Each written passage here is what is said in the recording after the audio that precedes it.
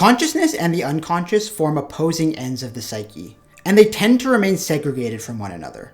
But a profound transformation can occur when these two poles are united. Jung called this process the Transcendent Function, which is called so because the unconscious is being used to transcend the limitations of consciousness. The Transcendent Function is one way of treating psychological neuroses, which often arise from conflicts between who we consciously perceive ourselves to be and the unconscious parts of our personality that are often shrouded in darkness and which often have a differing standpoint from that of consciousness. The Transcendent Function is also a mechanism through which a person can reach their highest potential, as it enables one to access and use their entire mind, including the parts of their mind that are ordinarily concealed from their consciousness, as well as to produce a harmonious relationship between all aspects of the psyche. So in this video, I'm going to take you through Jung's paper on the Transcendent Function in order to understand the effects and the benefits of uniting consciousness with the unconscious.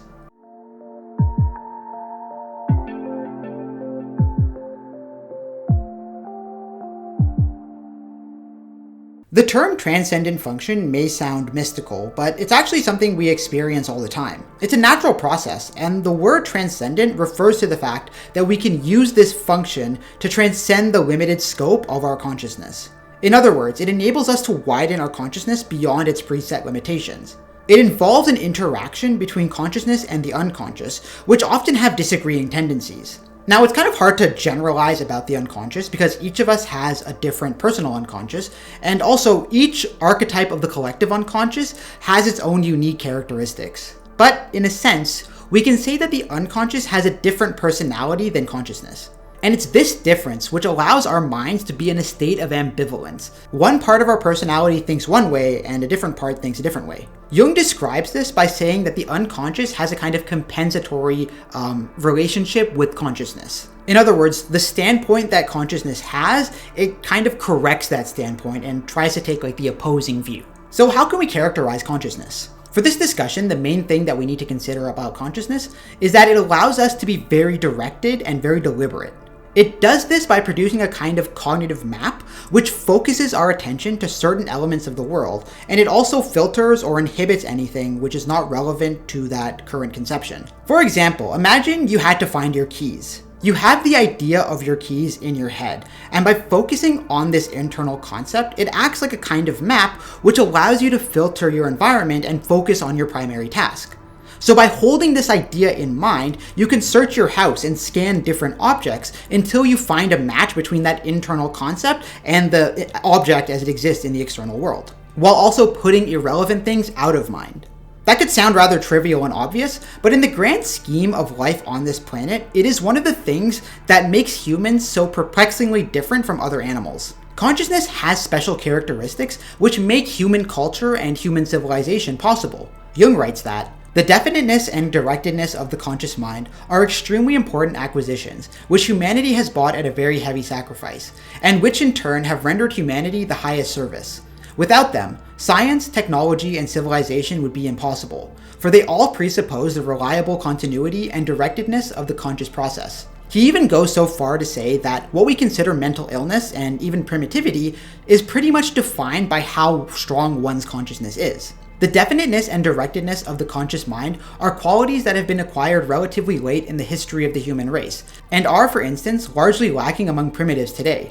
These qualities are often impaired in the neurotic patient, who differs from the normal person in that his threshold of consciousness gets shifted more easily. In other words, the partition between conscious and unconscious is much more permeable. The psychotic, on the other hand, is under the direct influence of the unconscious.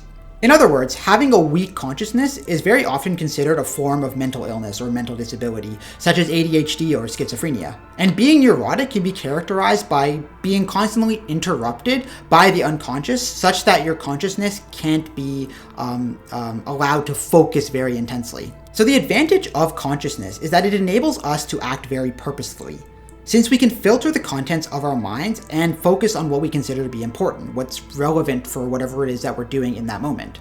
This naturally implies that the scope of consciousness is limited. The flashlight metaphor is very useful because consciousness is like a flashlight which can only illuminate one thing at a time.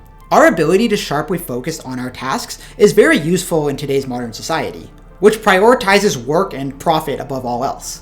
which is why people without this capacity are seen as less employable. But this narrow scope has a disadvantage, because it means that consciousness is always excluding certain contents. And this exclusion is based on whatever internal map you've integrated.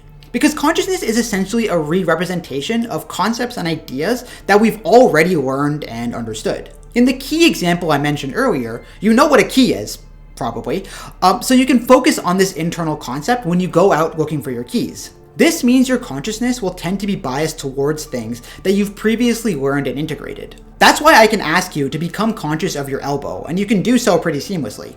But what if I ask you to become conscious of your popliteal region? Unless you're a doctor or a physiotherapist, you probably don't know what that is. And it's actually the area behind your knee joint. So now that you know what it is, you can become conscious of it in the future. Assuming that you've actually remembered that fact, because if you forget about it, you won't be able to become conscious of it because it's kind of been, it hasn't become a part of your conscious map, of your internal map of reality. And this highlights the fact that consciousness is actually self-referential. By this, I mean that the ego judges and discriminates based on what it already knows and is already familiar with, and has a tendency to exclude things that are incompatible with its previously integrated conceptions. You can really only be conscious of things that you've previously integrated, which means that our minds are likely to exclude or ignore things that haven't yet been processed in this way, including entire ideas, conceptions, and ways of thinking. So while consciousness is very useful for working 9-to-5 jobs that require us to complete very specific tasks, it has a great disadvantage in that it biases us towards sticking with what is familiar, and it also makes us uncomfortable with the unfamiliar. Jung puts it like this: "This judgment is partial and prejudiced, since it chooses one particular possibility at the cost of all the others. The judgment in its turn is always based on experience, i.e. what is already known. As a rule, it is never based on what is new, what is still unknown, and what under certain conditions might considerably enrich the directed process." Again, consciousness is primarily a re-representation of things which have been previously learned, and so it's greatly conditioned by cultural factors. The things you learn as a child that are taught to you by your society usually become the re-represented portions of the conscious ego, to the exclusion of other possibilities which lie beyond the narrow view of the ego. So the things that you were taught in school, for instance, become the basis of your consciousness and your understanding, which effectively locks people into a particular way of viewing the world. The older we get, the harder it is to break out of this conditioning. This rigidness of the ego also explains why some people can't be convinced of anything which challenges their previous beliefs, or why they latch onto ideas which seemingly confirm their preconceived notions. In other words, it explains confirmation bias. As the average person grows up and adapts to society, they more or less accept the things that are told to them, and so their consciousness takes on the character of their culture. We are shaped by others to an immense degree, so much so that the words we use and the way we think often reflect the society in which we live. Our egos are a product of culture and formed largely from the influence of other people. The strict disposition of consciousness naturally rejects perspectives which don't align with its kind of preformed view that the ego holds. And so this prejudices us into preferring what we consider to be logical and rational. But our standards of logic are pretty much just based upon what we learn through our culture, and so they may only appear to be logical to us. That's why when people say that they're being rational or that they're being logical, what they usually mean is that they're using how they've previously understood things to check whether something conforms to these standards or not. In modern parlance, we really only call something rational if it conforms to our prior assumptions. But what makes you think that these prior assumptions are valid? We tend to think that they're valid because they feel like these solid, unshakable truths that we've absorbed. And being rational just entails being consistent with these previously integrated truths. Jung writes that the very rationality of the judgment may even be the worst prejudice, since we call reasonable what appears reasonable to us. What appears to us unreasonable is therefore doomed to be excluded because of its irrational character. It may really be irrational, but may equally well merely appear irrational without actually being so when seen from another standpoint. So while consciousness is useful in the modern world, which requires us to be focused on a very limited number of ideas, it often causes a person to disregard new insights which could transform their lives in a positive way. One example of this is the fact that since the ego is largely a product of culture, there is always the possibility that your conscious ego doesn't really reflect who you are at a deeper level, but rather who society has conditioned you to be. Furthermore, our modern society keeps reinforcing this mentality, and so we're becoming progressively more and more dissociated from the unconscious. Jung believes that one consequence of this is that it causes the unconscious to break forth forcefully when we least expect it. Almost like this animal that's been caged up and is trying to escape the moment it sees an opening. The question can then be asked, how can we widen the scope of consciousness? Or to put it another way, how can we transcend consciousness? This can be achieved through the unconscious, which often differs very significantly from the conscious mind in terms of how it approaches the world. It's the unconscious that allows us to transcend the self-reflexive hall of mirrors created by consciousness. The tendencies of conscious and the unconscious are the two factors that together make up the transcendent function. It is called transcendent because it makes the transition from one attitude to another organically possible without the loss of the unconscious. It is through the transcendent function that we can go beyond the confines of our consciousness and widen its scope, enabling our egos to incorporate more information and take in new insights.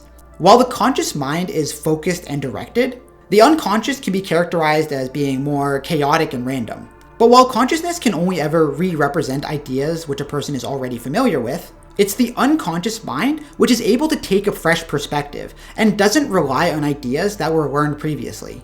The unconscious is able to engage with the world with no preconceptions. It's able to look objectively at things without trying to impose ideas which you've previously learned and integrated. The unconscious is able to loosen the constraints of the ego, making it possible for your mind to receive new information, even if this information seemingly contradicts what you've previously believed. This enables an expansion of the ego and the possibility of us widening our horizons, as Jung explains. Consciousness is continually widened through the confrontation with previously unconscious contents, or to be more accurate, could be widened if it took the trouble to integrate them.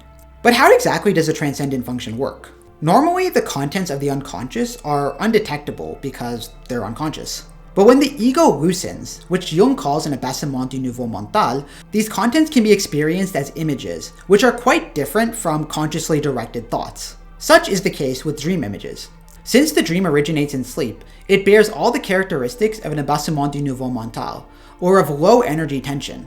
Logical discontinuity, fragmentary character, analogy formations, superficial associations of the verbal, clang, or visual type, condensations, irrational expressions, confusion, etc. So notice how a dream is usually a chaotic series of images with little coherency. This is the language of the unconscious mind. It isn't linear and explicit like the conscious mind, but random and kind of fantastical.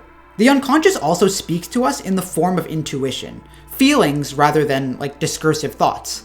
These strange forms which emanate from the unconscious at first seem irrelevant to our everyday lives.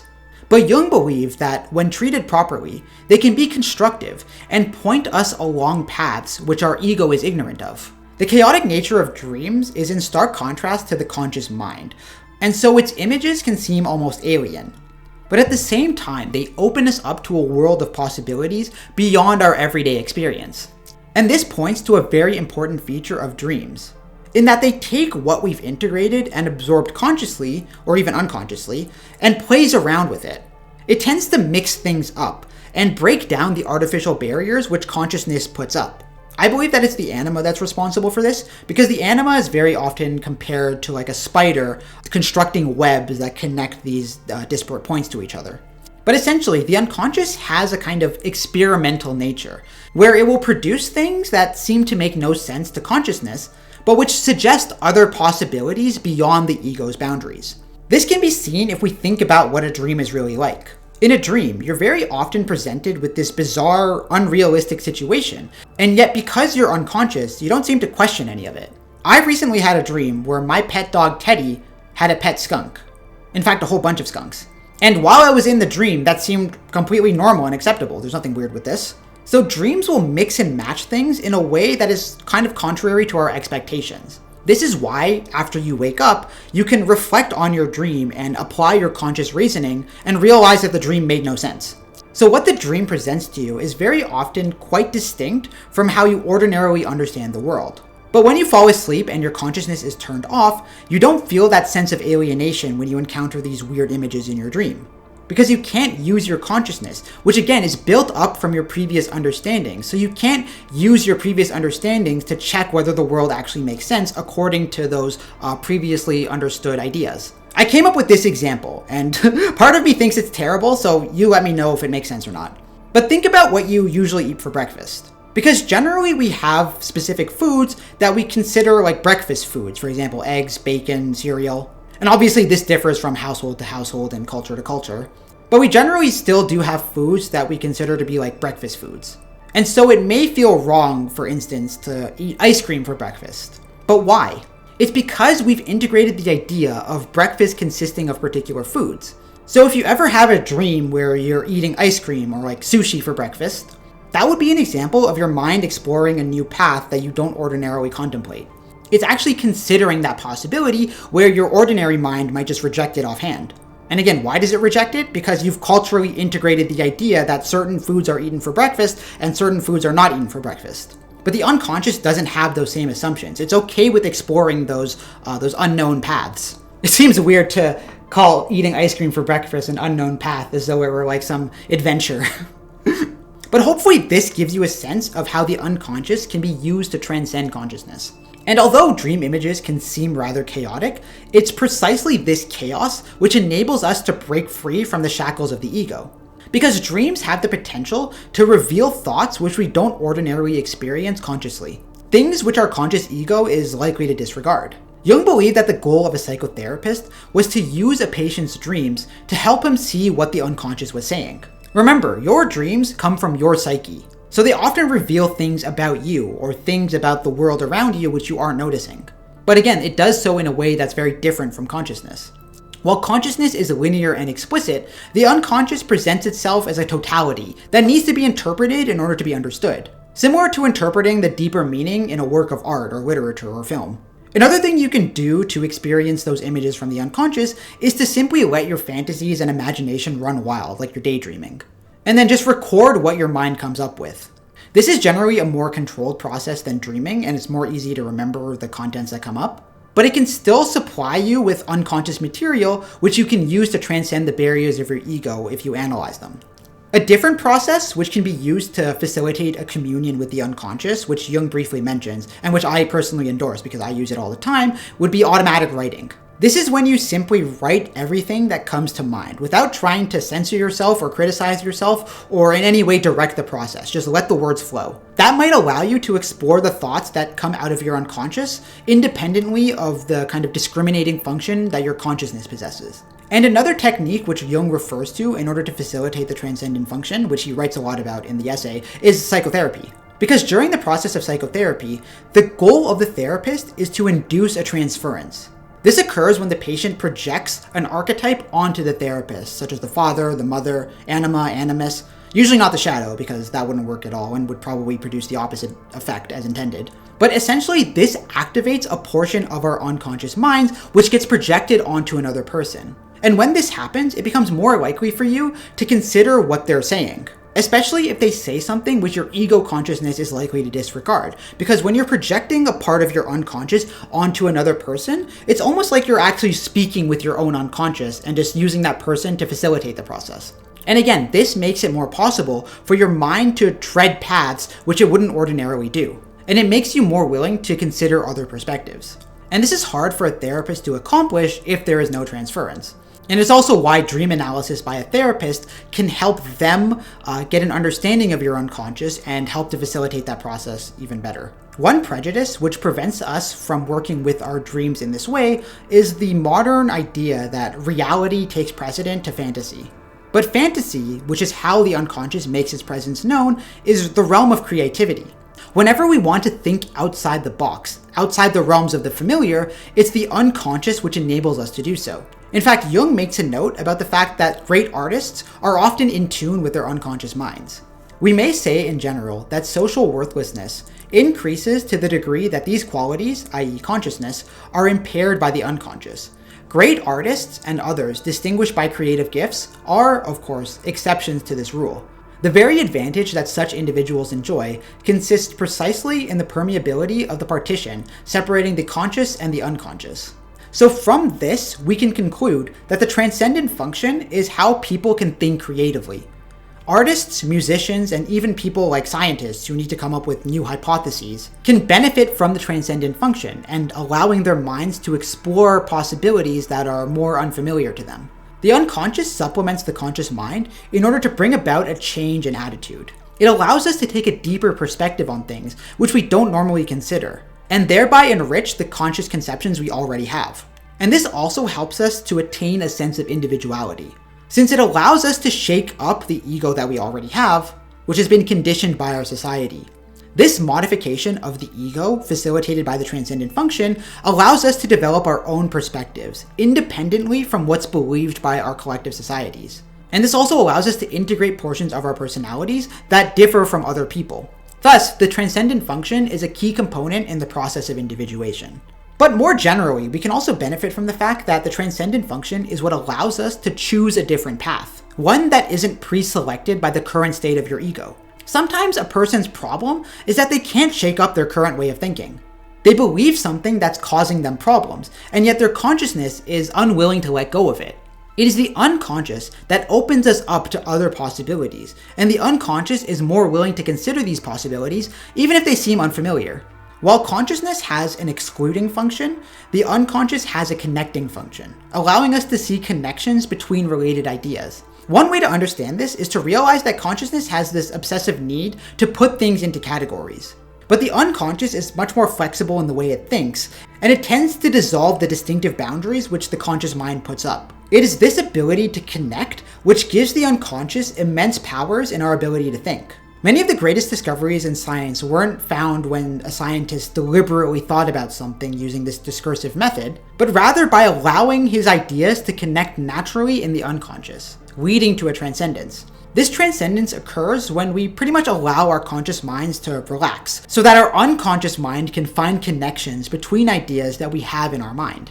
Einstein's greatest ideas were said to come to him spontaneously, not when he consciously and deliberately thought about those ideas, but when he shaved and applied no conscious effort whatsoever. As the unconscious finds these connections, it presents them to the conscious mind so that we can experience a greater range of consciousness. The ego is also frequently very stubborn when it comes to integrating new insights, especially if they contradict previously held information. However, momentarily dissolving one's ego puts them in a more receptive state so that the transcendent function can cause a true transformation of their personality.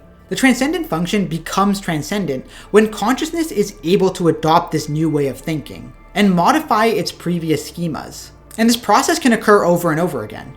So really, this is a useful tool because it allows us to change our minds, something which appears to me to be becoming more and more difficult for people to do, especially since we've become entrenched in our egoic mentality. If you've noticed that it's very difficult to convince people of a new perspective, this is because of the defensiveness of the ego and its unwillingness to modify its previous schemas in order to consider other possibilities beyond its preconceptions. Jung even comments on this. The present day shows with appalling clarity how little able people are to let the other man's argument count, although this capacity is a fundamental and indispensable condition for any human community. And just as being able to consider another person's perspective is needed for harmony amongst humans, it is also needed for harmony within yourself. You need to be willing to listen to what the unconscious has to say, because it's a part of you and it shouldn't be ignored. The unconscious is therefore the best tool we have for the unwillingness many people express to be open-minded to new ideas. That includes myself as well, because I wouldn't want to act like I'm some paragon of open-mindedness.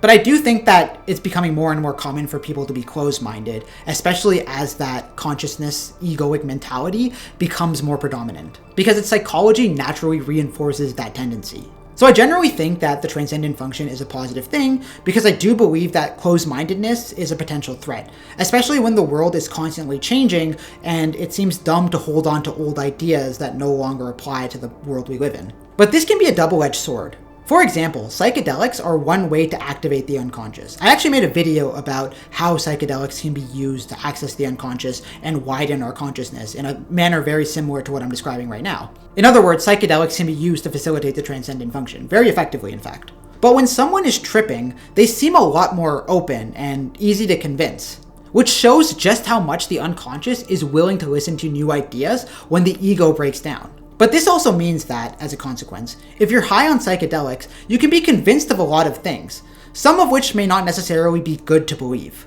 A friend of mine once told me about his uncle who tried LSD and was convinced that he was being chased by demons. So things like that are obviously not good. But the idea is that when you become sober again, you can integrate those new insights and kind of sort and sift through them and figure out which are worth keeping and which were just delusions caused by that unconscious state of mind, which is willing to just consider all possibilities. But despite that, I still believe that psychedelics are the best tool we have for exploring the unconscious. We just need to do so safely. And it's arguable that altered states of mind are more effective for studying the unconscious than dream analysis. So as these methods become more mainstream, Jung's insights here will be increasingly helpful as we navigate the concealed portions of the human mind. So in essence, the unconscious should be thought of as like a different person whose personality and attitude differs sharply from your conscious ego. But they should still be consulted because their perspective may be valuable. As Jung writes, "It is exactly as if a dialogue were taking place between two human beings with equal rights, each of whom gives the other credit for a valid argument and considers it worthwhile to modify the conflicting standpoints by means of thorough comparison and discussion, or else to distinguish them clearly from one another." So yeah, that's my explanation of the transcendent function. If you enjoyed this video and found it helpful, please consider donating to me on Patreon or even through PayPal. But if you do sign up on Patreon, you'll get access to my Discord server where you can speak to me directly and I'll prioritize answering your questions if you have any. But yeah, thanks for watching, have a good day, and may good luck always come your way.